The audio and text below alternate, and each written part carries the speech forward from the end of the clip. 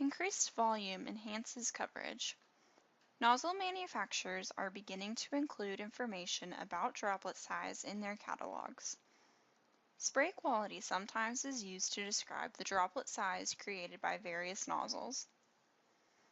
This table is an example of spray quality terms and the corresponding droplet sizes and potential uses. Nozzle type also affects the distribution of droplet sizes. This table shows the volume medium diameter of droplets produced by 4 common nozzle types. The hollow cone typically yields a VMD of 360 microns, compared to the full cone's VMD of 680 microns. So the hollow cone produces more small droplets with higher drift potential. 40E nozzle has a VMD of approximately 810 microns.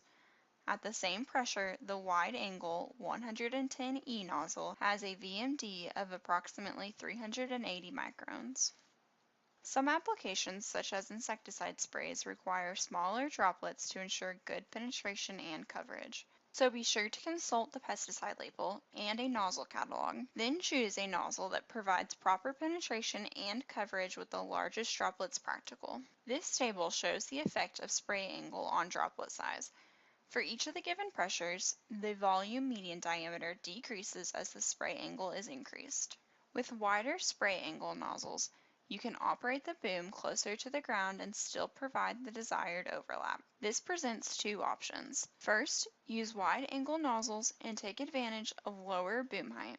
Or, second, use narrow angle nozzles with narrower spacings between nozzles to take advantage of both larger droplets and lower boom height. Adjust boom height to provide recommended overlap for broadcast applications, desired bandwidth for banding applications. In general, most broadcast applications call for a 30 to 50% overlap in the spray pattern. Read and follow your pesticide label. Select correct nozzle and use low boom height. Check environmental conditions. Even though you've configured your equipment to minimize drift, you still must check environmental conditions before proceeding with an application. Consider the effect of wind speed. As shown here, when wind speed increases from 1 to 5 miles per hour, spray displacement increases from 15 feet to 77 feet for a 100 micron droplet. In contrast, 400 micron droplets are displaced only 15 feet by the 5 mile per hour wind. In general, it's best to spray when wind speeds are from 3 to 10 miles per hour. In higher winds, the need for caution is obvious. But why be concerned in calm winds? The reason is a lack of vertical mixing in still conditions. During light wind of 3 to 10 miles per hour, vertical mixing helps disperse and dilute any droplets that happen to drift. Without vertical mixing, drifting droplets may remain close to the ground and may reach a susceptible area with enough chemical concentration to cause damage. When susceptible areas are downwind of the application site, it's best to avoid spraying altogether. Wind speed. If below 3 miles per hour or over 10, avoid spraying. Wind direction. If susceptible area is downwind, avoid spraying. The data we looked at earlier showed how relative humidity and temperature can affect drift potential. As relative humidity falls, water in a spray application evaporates more readily, thereby reducing droplets in size. A relative humidity reading below 50% is yet another good reason to avoid spraying if the wind is blowing toward a susceptible area. Rising temperatures also lead to more evaporation of water and other volatile components of a spray mixture, again, leaving smaller, more drift-prone droplets.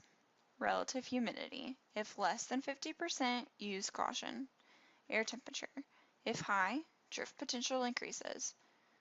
Typically, the best spray conditions occur early or late in the day. That's when the wind and temperature are lower and the relative humidity is higher. However, be aware that inversions are more likely to occur at these times of the day. As advancements are made in drift prevention, take care to avoid unproven technologies and otherwise to use new products properly. For example, if used improperly, drift control spray additives may actually increase drift or result in non-uniform application. Consult a chemical supplier to select additives that fit your situation. A relatively inexpensive yet effective option is the use of nozzles designed to reduce formation of small droplets. Another option, shielded booms, may reduce drift enough to allow application under otherwise unacceptable wind conditions. Drift control additives or thickeners may reduce drift 50 to 80%, may impair spray pattern or flow rate if used improperly. Nozzles that control droplet size distribution. Shielded booms. This is an example of a shielded boom sprayer. Even though it reduces drift, such sprayers also require more effort to clean between applications. Residue from previous applications could affect susceptible crops. This is an example of a high clearance sprayer. Note that the relatively high release height adds to the potential for droplets to be carried away as drift. Consider establishing a 200 to 300 foot buffer zone. The buffer zone may be an area that is never sprayed, only sprayed with wind from a certain direction, only sprayed early or late in the day, or sprayed only by ground rather than aerial application. Maintain application equipment to ensure uniform application and to prevent or stop leaks. Shut off the sprayer when turning. During a turn, the spray boom is likely to bounce high into the air. Typically, turns are made close to the property line and close to susceptible areas. When feasible, postpone spraying until weather conditions are favorable. In short, establish 200 to 300 foot buffer zones. Maintain your application equipment. Check spray nozzles for damage. This graphic below illustrates the effect of wear and damage on spray nozzle performance. New spray nozzles deliver a uniform spray pattern as illustrated by the pattern on the left. As nozzles wear, flow increases directly below the nozzle, resulting in non-uniform pattern.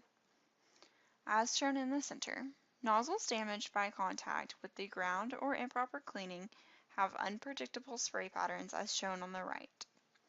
Clean nozzles with soft bristled brush. Never use a wire brush or pocket knife. In summary, remember the following.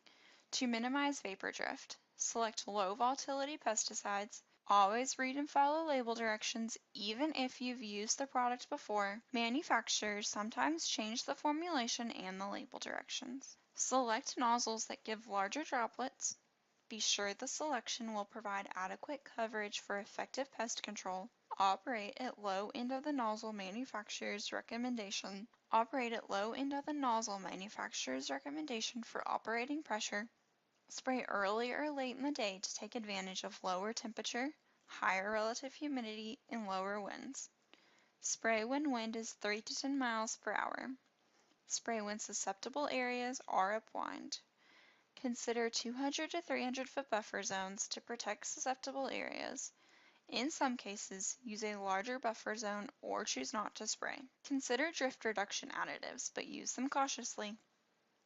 Keep boom height as low as practical to maintain overlap and minimize drift. Consider using shielded sprayers to reduce the effect of wind. Shut off sprayer when turning. Bouncing due to rough terrain or turning will result in increased drift.